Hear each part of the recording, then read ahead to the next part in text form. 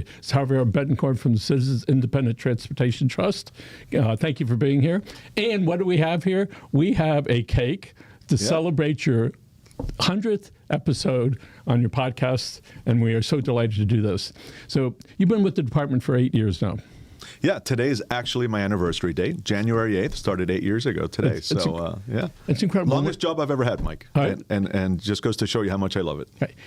And the things that people do in the traffic arena, it's tough because nobody likes the traffic except for the builders and developers. Yeah. It's kind of like a no-win situation, right?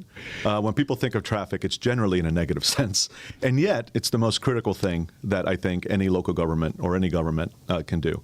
There's almost nothing more important than transportation and transit, and it affects and intersects with every other issue, whether it's affordability or land use or economic development, you name it. Transportation is a critical component of all of that, and we take it for granted, right? And we only think about it when we're upset about it, when we're stuck in traffic, or when the train arrives late. And yet, it's so critical to everything in a community. Yeah. I mean, one of the things I learned from you is to use the word mobility. That's it. So when mobility matters. There you go. When people complain about the traffic, I say, listen, that traffic is what it is, but it's about how the mobility of how we're going to get around the town that we choose to live in. Right. And then when I go downtown, not often, but when I go there, first of all, I never take my truck. All right, let's start with that. You shouldn't. If you're going to downtown, you want to take Metro Rail. Yeah. And so you have all the different methods of transportation. You see it from walkers and runners and moms and dads with their baby carriages. They got the skateboards. They got those little tiny little scooters. They got, of course, all the Uber and the Lyfts, and they all figured out how to get around. Sure. And that keeps a lot of people downtown. Yeah. And it really says about people getting used to using something other than the traditional car. Because downtown, I don't know, there's 70,000 people downtown, 100,000 people? Easily. Right. I mean, those are residents at this point, not to mention visitors and people working there. Yeah. And it is amazing, in such a relatively small area, how it all worked out. Yeah. And all those big buildings and all that business down there. And I have a family member who lives in Museum Park. So we go it's up on the 20th floor. We look out, you have the water and the ships, and you have the arena, straight across, and you have the Arts Center over there. And it's amazing when I look in these buildings and people have their little dogs and they go to the parks, they're able to do that. So out of all the departments that you could have gone in, because you were with the City of Coral Gables before, and a key part of that master plan was transportation. We knew that if people were going to live in downtown at the numbers that they're living there, and it's only going to continue to grow, in addition to the daytime population of office workers, that also continues to grow, including all the visitors, right? We created this amazing arts and cultural destination in downtown, so we have visitors on top of workers, on top of residents. That was only going to work if people can move around downtown and get to and from downtown. So from the beginning, in all my years there, transportation was a key part of what I worked on at the Downtown Development Authority. It was a key component of what I've worked on in the city of Coral Gables. I was in economic development at the city. And as I said, you're not going to be successful in economic development in attracting business and retaining business and helping businesses be successful if people can't get to your store, if workers can't get to your office. So transportation has always been a key part of what I've done as an urban planner, and it's always been something that I'm particularly passionate about. So when I was at the DDA, I helped to arrange for a trip to Denver. And I was working with my predecessor at the CITT at the time, a gentleman named Chaz Skur, someone at the mayor's office, and then someone at the Chamber of Commerce. And all four of us together organized this trip to Denver. And everyone went. Mayor Jimenez at the time went. Several elected officials went. The business community went. And the idea was, what is Denver doing in transportation that we can learn from? Because Denver had this great program called Fast Tracks, and they were expanding light rail and transit successfully to, throughout the county. And we're like, if they can do it, surely we can do it. So let's go see what they're doing. And we took that trip. It was very successful. Mayor Jimenez came back and said, okay, we're going to do this. And that's when the SMART program was born, the Strategic Miami Area Rapid Transit Plan. And we've been working on that ever since. Well, when Chaz, my predecessor at the CITT, decided to retire, he gave me a call. He says, hey, I think you did a great job, organizing this trip to Denver. I think you might be a good candidate for this. You should apply. I did, and I got the job. That's pretty amazing. So let's look at the growth of downtown. I think Miami-Dade College probably been there 55 or 60 years, early 70s. Yeah. And they were a pioneer in Yes. moving back to downtown, because downtown, Yes. everyone had left downtown. Exactly. They were one of the first ones Right. back. Yeah. And when I looked at that growth, I was in school back then. There was a one-story building Yeah. off campus. It may be on campus now at this point. But when you say they and the team had such insight to be able to do that and say, what are we going to do? As you're saying, that they preceded almost everybody. But then they said, let's get the younger people to come down here. Let's draw attention to downtown. And then you had the big property owners, Thomas Post. He was a guy that years ago, he started buying up land because you could look down the road Sure. 10, 20, 30, 40 years. But they had the vision. Yes. So here we are, 2026. I know. How did that happen? All of a sudden. And so people now are looking, okay, so we have the BRT, bus rapid transit, Yeah. goes from Homestead, Florida City area all the way up. So in the future, when we're looking down the road, we have the Cutler Ridge Mall. They're going to have a pretty big... huge redevelopment. Yeah. Huge, Yeah, yeah. ultimately. And it's gigantic. It's probably, by the time it gets on, $2 billion, for that, maybe more. And so people are wondering how they're going to get around, right? Yeah. And so what the county has done appropriately, so said, let's build more stuff near That's it. public transportation so they won't have to go so far. Concept called transit-oriented development, or in the larger sense, transit-oriented communities. So the idea is you want to build transit where people are, where people work, where people live. The closer to that transit station they are, the more likely that transit is going to be successful, right? You have to make it convenient for people. It's very convenient to hop into your car in your driveway and drive somewhere. Now, you might be stuck in traffic, but at least you're in your comfortable car. If you have to get in a car to get to transit, it's not likely to happen because you're already committed to that car at that point. However, if you make it walkable, if you can walk to a transit station, if you could take a bike or now a scooter to a transit station or to a place of employment or to a school, people are much more likely to use it. Conversely, if you're a developer and you're building somewhere, we can't develop out anymore. We have the Everglades to one side, the Atlantic to the other, the Keys to the south. I mean, we're built out in terms of kind of new areas to develop. Our only opportunity, our only choice, frankly, as we continue to grow is to grow up, to grow vertically, what we call infill development. Well, where do you want that development to take place? You want it to take place where there's infrastructure that could accommodate that growth. People are rightly upset when they see a huge building going up, thinking that that's just going to add more to traffic congestion in a place that probably is already, failing their level of service in terms of road capacity. So you need to couple that development, that growth, with transit. It's really the only option we have in Miami-Dade County. We can't continue to build roads. We can't expand them. We can't continue to build out. The only option is to build up and to build transit along those areas where those developments are taking place to, help those people move and get to their work, to their school, to their shopping, their entertainment, you name it. So what impact, if any, did the tragedy at Surfside cause with the new condos rules that are going there and all the vintage condos that are about to be torn down because they're 60, 70 years old? Well, clearly it led to some changes in policy. This is not an area of expertise for me, but from what I understand, obviously, now a lot of those condos, have to have certain funds in place. You got to get your roof recertified and things, or the building recertified more often. That's led to a lot of increases in assessments, which is leading to a lot of hardships for a lot of people living in these condos. But it doesn't seem to have stalled any growth in condo building. If anything, it may have encouraged new building, right? Because a new condo doesn't have to be recertified, right? And versus an older one is going to take a lot more money to upgrade. And so you may be seeing more condo conversions. So these older ones might get knocked down to build new ones.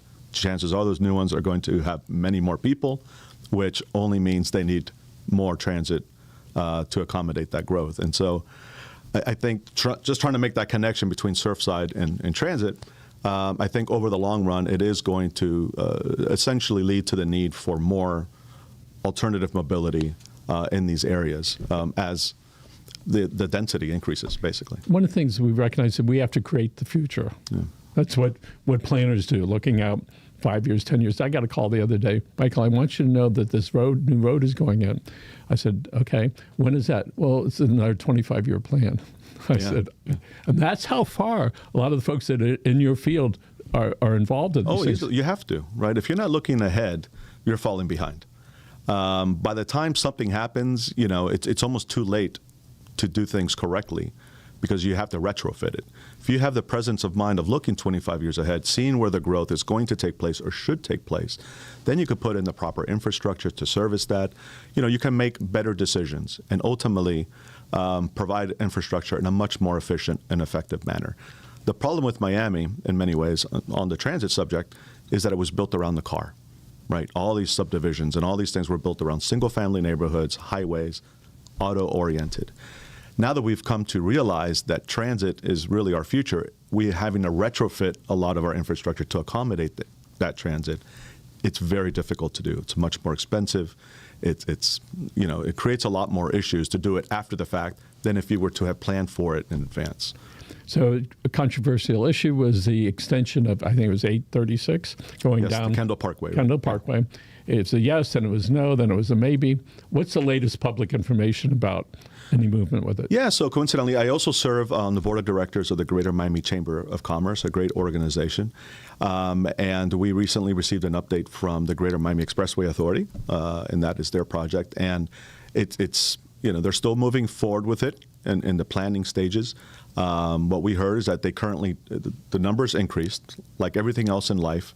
The cost. The cost has increased considerably to the point where they don't believe that they currently have the means to pay for it. So they're exploring ways to either make the project more cost feasible or perhaps look at alternative funding sources to make it happen. So they're kind of in that stage where it's definitely on the table. They are pursuing it, but they have this funding challenge, like everything else. Yes. So there's lots of new developments that go up. Single-family homes, there's a rather large one that's going to be asking for some approval. Mm-hmm. And it's thousands of homes over the next couple of years. And I don't see any public transportation yet in that area because it's so far away. Yeah. How do you find the balance between the developer's rights to put up, they own the land or have an option to buy it, and their right to put up single-family homes, all right? And it's going to have one car out front or two cars out front. How do you balance the need for mobility in these far-reaching areas? It's a challenge, right? We do want to continue to grow. Affordability is an issue, and if you stop building housing, that affordability crisis is only going to get worse. Supply and demand dictates that right now there's more demand clearly than supply, which is why the prices are so high. So we need to continue to build housing so that people can have a place to live. Otherwise, we're going to lose our population. I don't know how my kids are going to be able to afford to live here. So we do need to continue to build housing. We can't stop that. We shouldn't stop that. But you're right in that as part of that process, we need to build the infrastructure to accommodate that growth. And particularly the further west you go, the more difficult it becomes to do that with transit. Transit works best in urban areas where you have a lot of intensity and density. Right downtown. A lot of people working, living, in one area. And so the challenge really is the further west you go, the harder that is to do. The transit simply, you don't get the return on that investment. And so they are looking, I think, at largely additional highway and roadway solutions for that new growth out west, like what the Graham Company has built out west of Miami Lakes. Eventually, I think, you could justify transit out there. It's just not easy to achieve. And we have other priorities. I think you need to prioritize getting transit to where the people currently are. Yes. In large numbers. So we continue to hear the cost of expansion for the Metro Rail. Yeah. At the latest figures, whatever's current in your brain there, how much per mile is it to put up an extension on Metro Rail? I used to know that figure, but it's so outdated that I'm not even going to tell you because it's a lot. And it's increased substantially over the past few years. I mean, inflation has had just a really bad effect on our ability to afford these projects. Things haven't been going up 3% a year. They've been going up by double digits every year to the point where some of these projects have doubled in cost. And we couldn't afford it to begin with. And now it's just that much more challenging. And so that is our number one challenge. We know we need these projects. How can we afford to build them? And it doesn't help that now we're in a low tax environment, right? All the talk is about actually cutting taxes, which is great. I don't want to pay any more in taxes than anyone else. But you get what you pay for, right? And if we're already at a point where we can't afford to build out our transit system, and now we're cutting taxes on top of that, you're only going to make that harder to achieve. Metro Rail was, the ribbon cutting was 1984. We have actually the brochure in the back. So that's been quite a while. When we rank that and rate it as far as effective transportation, what's the public say about it? About Metro Rail? Yeah. I think Metro Rail is great. I think here's the proof that people love Metro Rail is they want it in where they're living, right? And unfortunately, it's so expensive that it's difficult to get Metro Rail expanded to any other part of the county, which is why we're looking at alternatives like bus rapid transit, light rail, Metro Mover, monorail was in vogue at some point. So all of those technologies are much cheaper than Metro Rail and still offer many of the same benefits. But Metro Rail, I ride it every day to work. It's a great system if you're lucky enough to live near it, or even luckier to live on it, right? So you've seen a lot of these developments take place right at the Metro Rail stations, which has been fantastic. That's where it's supposed to. That's where it should be. Yes. It's taken us way too long to get there. By the way, those developments should have taken place alongside because you the guys are development of the planners. rail. Yeah. You guys are planners. The rest of us go, no. I want to pull up in front of the shopping center, right in front of the store, and I want to walk in. That's one issue. The other issue, frankly, is NIMBYism. Not in my backyard, right? So, surrounding the Metro Rail are a lot of single-family neighborhoods. Who want to maintain that character of a single-family neighborhood and don't necessarily want, a 50, 60, 70, 80-story building built at the Metro Rail station overlooking their backyard. And that's understandable.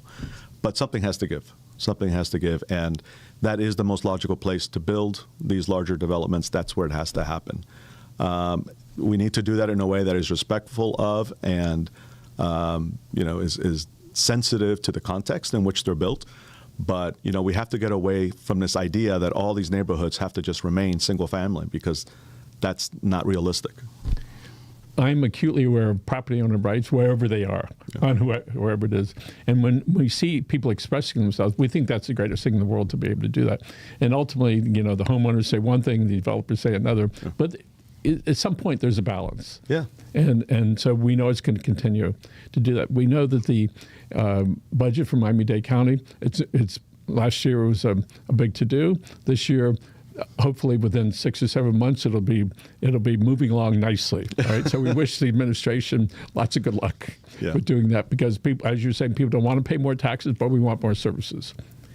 So tell people what your department, the CITT, does for them, people in South Miami or Coral Gables or Palmetto Bay. So over 20 years ago, under then Mayor Alex Pinellas, the people in Miami-Dade County were presented with a referendum in which they were asked to increase their sales tax by 0.5% from 6.5% to 7%, with that extra 0.5%, what we call the half penny, going towards transportation improvements. Not unlike today, there was a lot of traffic issues and traffic congestion 20-something years ago, so this is not a new problem. And the people at that time agreed to increase their sales tax by that 0.5%. However, they didn't fully trust those in power to spend that money wisely. There's been a history in government, and it's natural, particularly when you have a fiscal crisis, to kind of borrow from here to pay for there and move monies around. And so there have been a history in the state of that with the Florida lottery, for instance. And the people said, okay, we'll increase our tax by 0.5%, but we want an independent oversight board put in place, composed of citizens, to ensure that those monies were spent for their intended use, that they were spent for transportation and not pulled into other directions. And so the Citizens Independent Transportation Trust was created as part of that referendum language. And we are a 15-member board of volunteers, one appointed by the county mayor, one by the League of Cities, and the other 13 by each of the 13 county commissioners.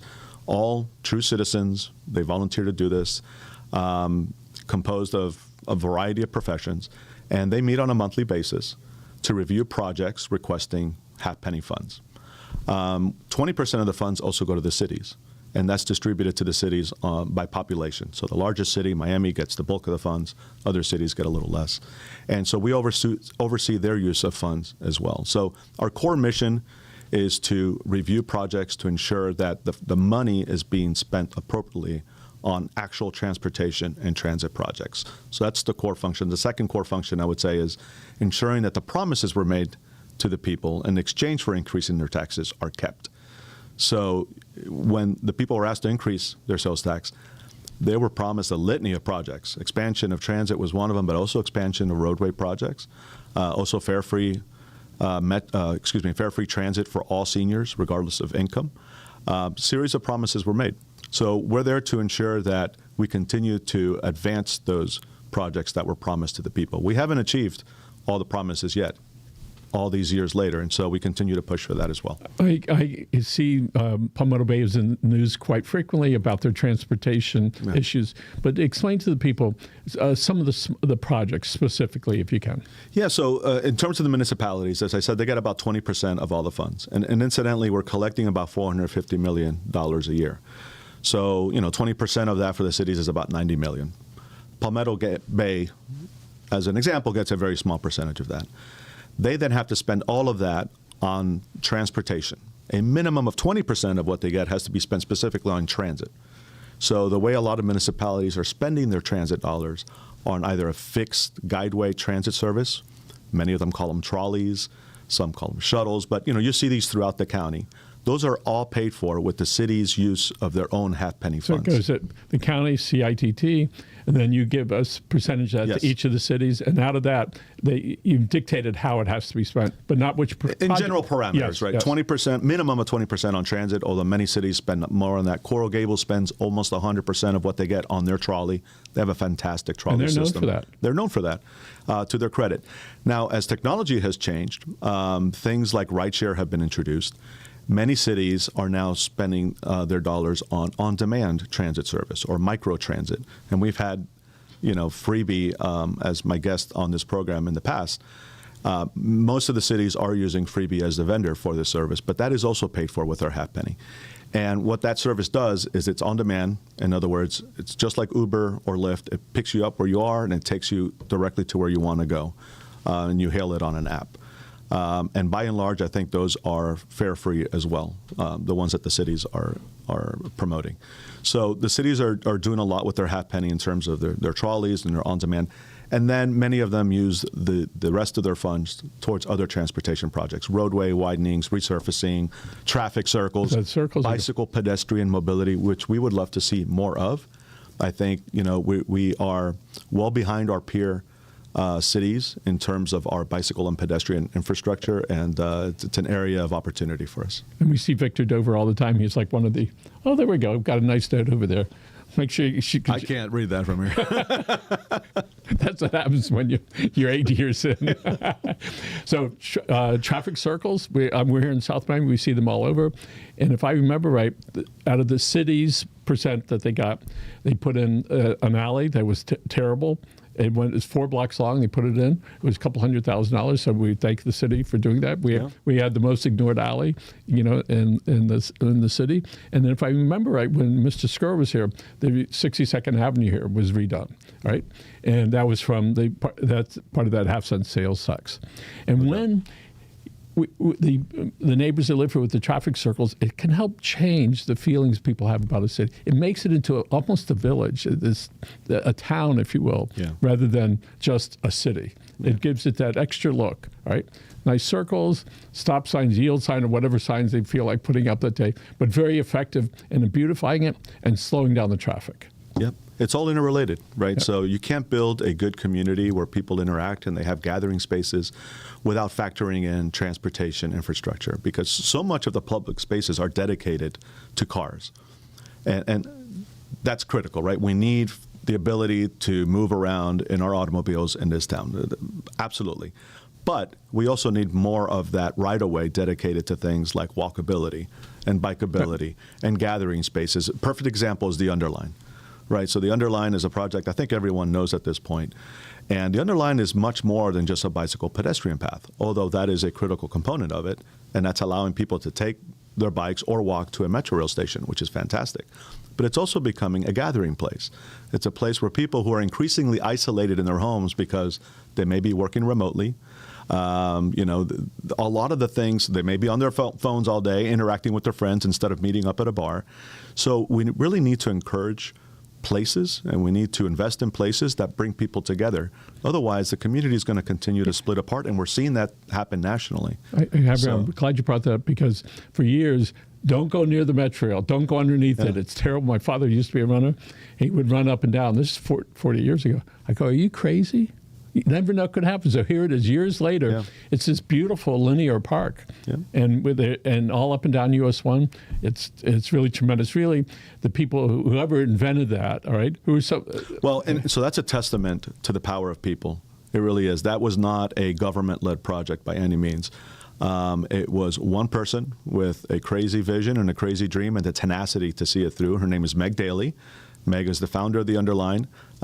She's also, I have to say, a member of our Citizens Independent Transportation Trust. She's Raquel Regalato's appointment to the trust. Fantastic person.